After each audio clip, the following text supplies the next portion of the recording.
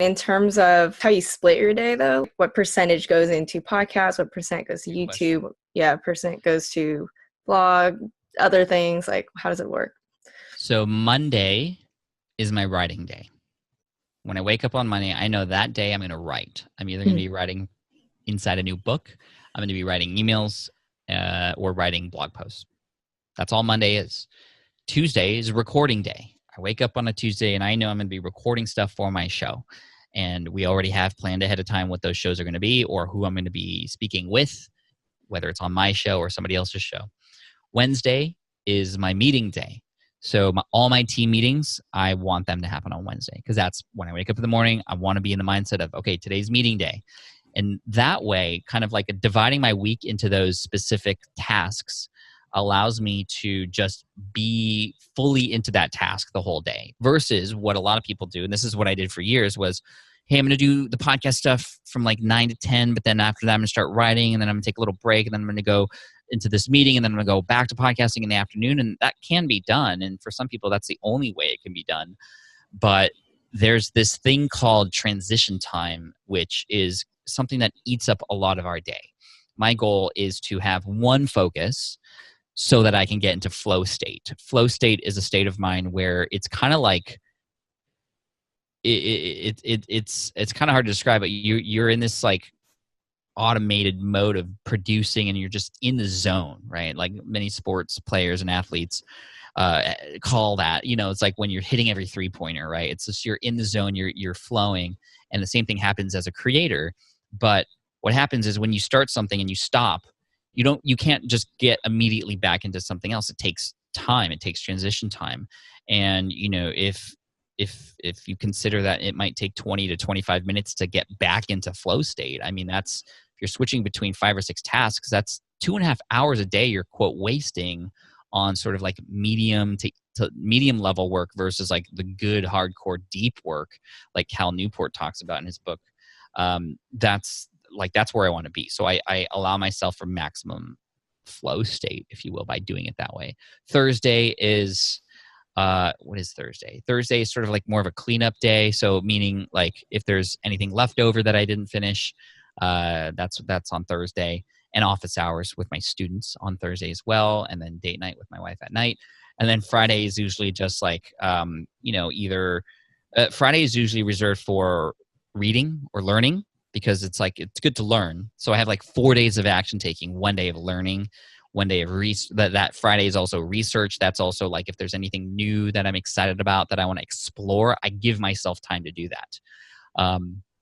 Speaking of giving myself time to do those sort of other things that can, so that's something that usually distracts people, right? Like the new shiny object, which is a very common theme. And you'll find this, everybody finds this as you start to grow and try something and it starts to get a little hard. Your brain goes, oh, okay, let me go to something else that's actually fun because now this is getting hard. Let me find the new fun thing that's actually going to give me more energy. That's the part where you have to like keep going. And that's why having those days where I just grind on those things and get into flow state is really good. But I allow myself time on Friday to do research, to learn, to have that space to get distracted. That's like almost, you can call it like my let's get distracted day. Speaking of that, within each day, there's social media, right? And social media can be a huge distraction as well. I mean, we could sit on Facebook for hours and now there's like apps and I think even iOS tells you like what your screen time is for things. And it's kind of depressing to see at night, like you've been on your phone for 4.5 hours. You're like, what did I do with my day? So that's tough. So one thing to battle that is I've in my schedule during breaks or in between sort of work sessions, because I don't literally work for 6 to 8 hours straight. I have breaks in there. I usually work in 1 hour chunks and with 15 minutes, 20-minute breaks in between where I'm usually,